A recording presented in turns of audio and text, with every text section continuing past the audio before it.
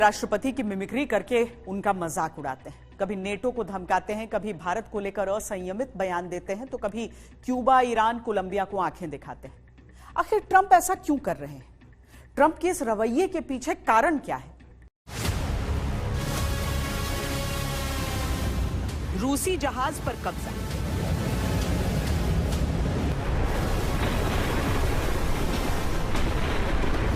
Venezuela में दखल अंदाजी,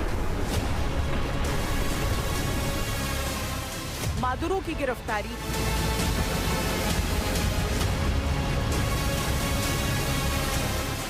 ईरान को धमकी, क्यूबा मेक्सिको को चेतावनी,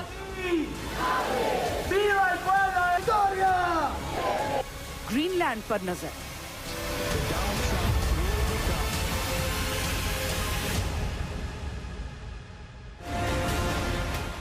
अभी तक इतना मल्टीटास्किंग ट्रंप थे नहीं जितना अचानक हो गए हैं। क्या ये सब डोनाल्ड ट्रंप के मेक अमेरिका ग्रेट अगेन की मुहिम का हिस्सा है, या फिर सेव ट्रंप फ्रॉम इम्पीचमेंट के लिए?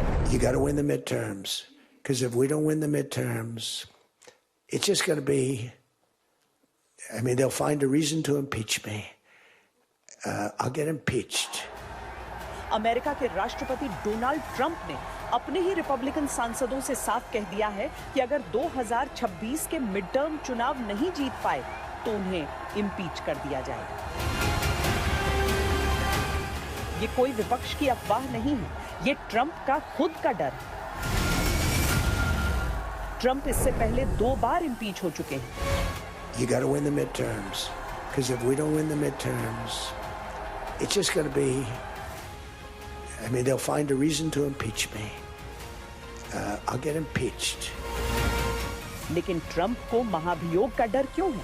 क्या ट्रंप को अपने ही पार्टी के नेताओं पर यकीन नहीं है, जो वो खुलेआम महाभियोग डर दिखाकर मिड टर्म में बाजी मारना चाहते हैं? दिसंबर 2025 में वेनेजुएला ऑपरेशन की वजह से अमेरिका में राजनीतिक तूफान उठ गया। डेमोक्रेट सांसद इल्हान ओमर और डेलिया रामिरेज ने इसे इम्पीचेबल ऑफेंस मानते हैं। यहां तक कि ट्रंप के कुछ पुराने रिपब्लिकन समर्थक मार्जोरी टेलर ग्रीन और थॉमस मैसी भी मिशन की आलोचना कर रहे हैं। मैरीलैंड की प्रतिनिधि अप्रैल मैकक्लेन डेलानी ने डेमोक्रेटिक कॉकस से अपील की कि वो वेनेजुएला में ट्रंप की सैन्य कार्रवाई के जवाब में उनके खिलाफ महाभियोग की कार्यवाही पर विचार करें। ट्रंप की रिपब्लिकन पार्टी के पास हाउस में सिर्फ 5 सीटों की बढ़त है और हार पर इम्पीचमेंट की प्रक्रिया तेज हो सकती है। ट्रंप ये जानते हैं, घरेलू मोर्चे पर महंगाई, सुरक्षा और हेल्थ केयर पर उनकी पकड़ कमजोर है और डेमोक्रेट लगातार उन्हें घेर रहे हैं।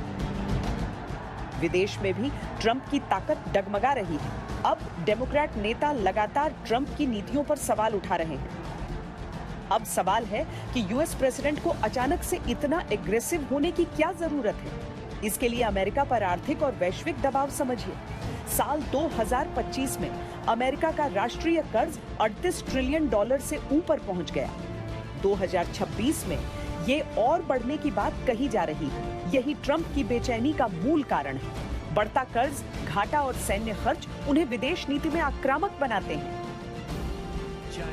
इसी दबाव में वे रूस से तेल खरीदने वाले देशों पर टैरिफ लगा रहे हैं और ग्रीनलैंड पर हमले जैसी बात कर रहे हैं। कुल मिलाकर ट्रंप का विदेश नीति आक्रामक दिखना असल में डर और आर्थिक दबाव का परिणाम समझ आता है। मिड टर्म चुनाव का डर, $38 ट्रिलियन का कर्ज, बदलती वैश्विक ताकतें और घरेलू असंतोष उन्हें ऐसा करने पर मजबूर कर रहे हैं। अमेरिका विदेश में दबाव और धमकी दिखा रहा है, लेकिन असल में देश के भीतर असुरक्षा और चुनावी खतरे का सामना कर रहा है।